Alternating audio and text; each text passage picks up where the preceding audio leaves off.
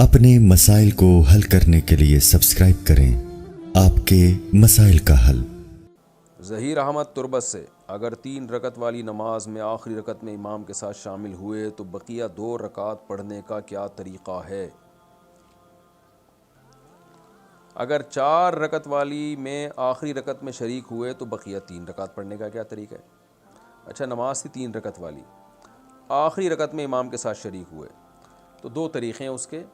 जैसे मगरिब की नमाज़ में आप इमाम के साथ आखिरी रकत में शरीक हुए तो इमाम जब सलाम फेरे आप खड़े हो जाएं, सना पढ़ें, आउज़ बिल्लाह बिस्मिल्लाह पढ़ें, सूरह फातिहा पढ़ें, सूरत मिलाएं, उसके बाद रुकू करें, कौमा करें, 2 सजदे करें और उसके बाद बैठ जाएं, अत्तहियात पढ़ें, फिर दोबारा खड़े हो जाएं और फिर बिस्मिल्लाह पढ़ के सूरह फातिहा पढ़ें, सूरत मिलाएं और इसी तरह 2 सजदे के बाद फिर अत्तहियात और दुरूद शरीफ दुआ पढ़ के सलाम फेर लें।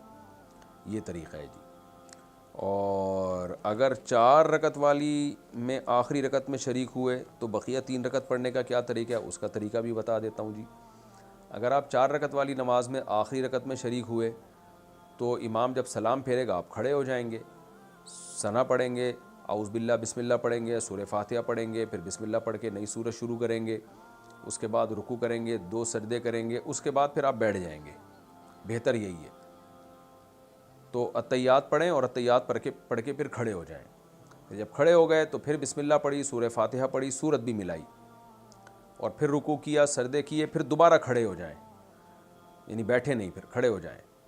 फिर बिस्मिल्लाह पढ़ी, सूरह फातिहा पढ़ी, फिर रुकू कर लें, यानी सूरत ना मिलाएं, क्योंकि ये आपकी तीसरी रकत है जो आपने इमाम के पीछे आपकी छूट गई थी, लिहाजा ये तीसरी रकत है, लिहाजा इसमें फातिहा के बाद सूरत नहीं मिलाई जाएगी।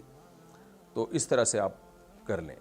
और अगर किसी ने ऐसा किया कि आखिरी रकत में इमाम के साथ वो शरीक हुआ तो इमाम ने जब सलाम फेरा ये खड़ा हो गया और सूरह फातिहा पढ़ी, सूरत मिलाई, उसके बाद 2 सजदों के बाद बैठा नहीं, दोबारा खड़ा हो गया तो भी ठीक है।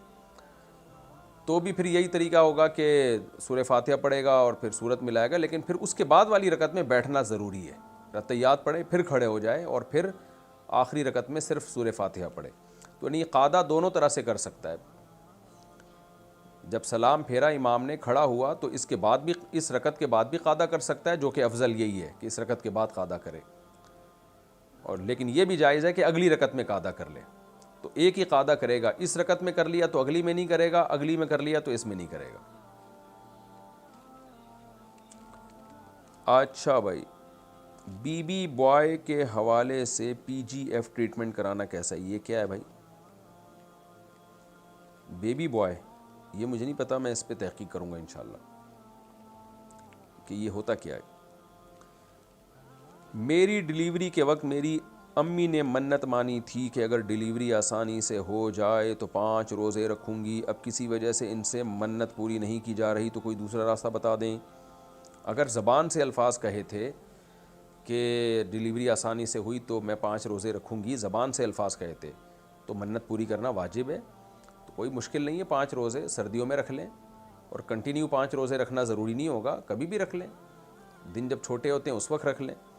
तो इसलिए कोई टाइम तो मुतय्यन नहीं किया था ना उन्होंने। तो जब तक रोज़े रखना मुमकिन है कोई दूसरा रास्ता है नहीं। और अगर रोज़े रखना ज़िंदगी में अब कभी मुमकिन ही नहीं रहा, कोई ऐसी सेहत में कोई अल्लाह ना करे कोई ख़राबी आ गई है कि एक रोज़ा भी रखना अब मुमकिन नहीं है, तो फिर फ़िदिया दे दें रोज़े का। 2.25 किलो गंदम या उसकी कीमत, या एक गरीब को 2 टाइम का खाना खिलाना, ये एक रोज़े का फ़िदिया है।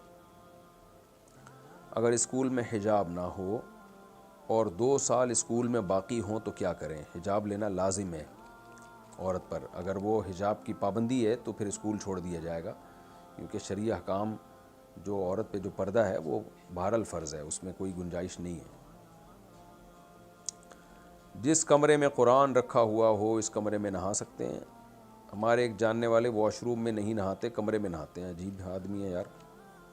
नहा सकते हैं, कोई हरज नहीं है, लेकिन उन जानने वालों को बोलें कि फिर वॉशरूम में जाया करें, नहा कमरे में लिया करें और बिस्तर वॉशरूम में डाल दें, सोया वहाँ करें।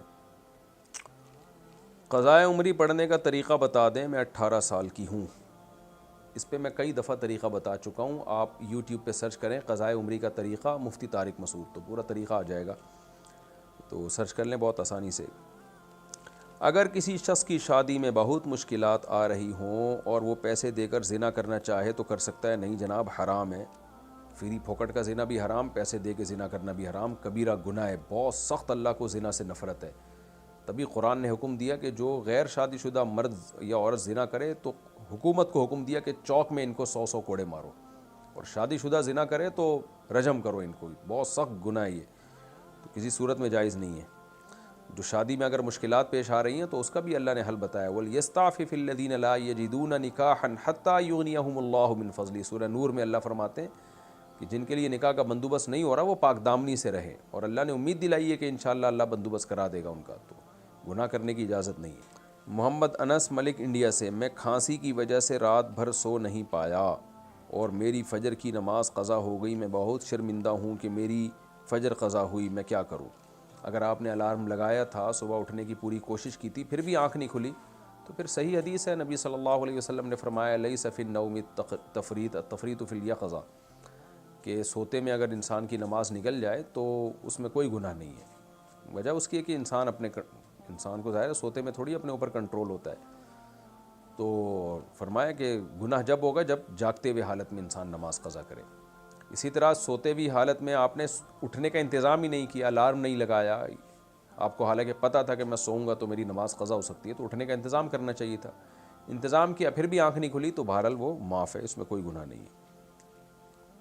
اور ایسی صورت میں کرنا یہ چاہیے. حدیث میں آتا ہے من نام عن صلاۃ او نسیھا فلیصلیھا اذا ذکرھا او کما قال صلی اللہ علیہ وسلم. انسان نماز پڑھنا بھول جائے یا سو جائے تو جب اٹھے تو پھر پڑھ لے، لیکن فجر کا وقت جو ہے نا مکروہ وقت نکلنے کے بعد پڑھنی پڑے گی. پھر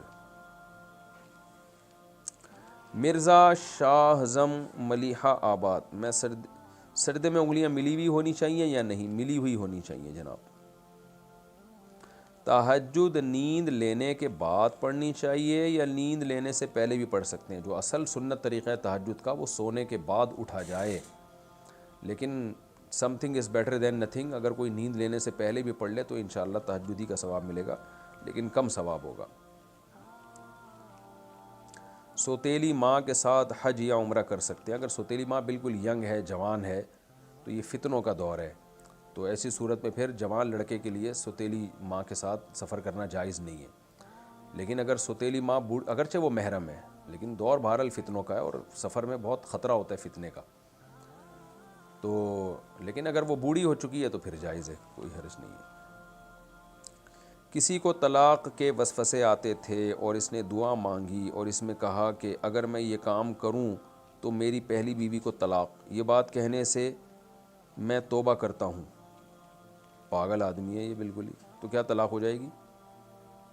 یعنی بندے نے یہ کہا کہ اگر میں یہ کام کروں تو میری پہلی بیوی کو طلاق، اور یہ بات کہنے سے میں توبہ کرتا ہوں. اگر اس کا مطلب یہ تھا کہ یہ بات میں نے کہی ہے لیکن میں نہیں کہہ رہا، یعنی یہ دہرا اس لیے رہا ہوں کہ میں یہ توبہ کر رہا ہوں، یہ نہیں کہوں، تو پھر طلاق نہیں ہوگی. لیکن اللہ ہدایت دے ایسے آدمی کو. یہ وسوسے کی بیماری بہت خطرناک ہے، اور سوچنا چھوڑ دیں، اپنے آپ کو بزی کریں، مصروف کر رکھیں. گھریلو جھگڑے ختم کرنے کے لیے کون سا وظیفہ پڑھنا چاہیے؟ باپ بیٹی کی بات بند ہے، توبہ توبہ استغفر اللہ. باپ بیٹی سے کو کس نے اجازت دی کہ ابا سے بات چیت بند کرے؟ بھائی دونوں میں محبت پیدا کرنے کے لیے کوئی وظیفہ بتا دیں. تو بہت بڑا کبیرہ گناہ ہے بیٹی کا باپ سے بات چیت بند کرنا. تو باپ کو بھی چاہیے اپنا سلوک بیٹی کے ساتھ اچھا کرے، لیکن بیٹی تو بہرحال بہت سخت گناہ گار ہوگی. ماں باپ کے ساتھ تو حسن سلوک کا حکم ہے. بہرحال ایک دعا ہے، ربنا ھب لنا من ازواجنا وذریاتنا قرۃ اعین واجعلنا للمتقین اماما. باپ کو چاہیے کہ یہ دعا پڑھا کرے، سورہ فرقان کے آخری رکوع میں ہے یہ. عمر کشمیر، داڑھی کے اوپر چھوٹے چھوٹے بال نکلنے کے لیے کیا ویکس کر سکتے ہیں؟ نکالنے کے لیے داڑھی جو ہے نا، یہ دونوں جبڑے جب ہم ملاتے ہیں تو نچلے جبڑے پہ جتنے بال آتے ہیں وہ داڑھی کے ہوتے ہیں، اس سے اوپر والے بال داڑھی کے بال نہیں ہوتے. تو ان کو کاٹنا یا ویکس کرنا جائز ہے، لیکن نہ کریں تو بہتر ہے، چھوڑ دیں اپنے حال پہ. اعفوا اللحیٰ وقصوا الشوارب.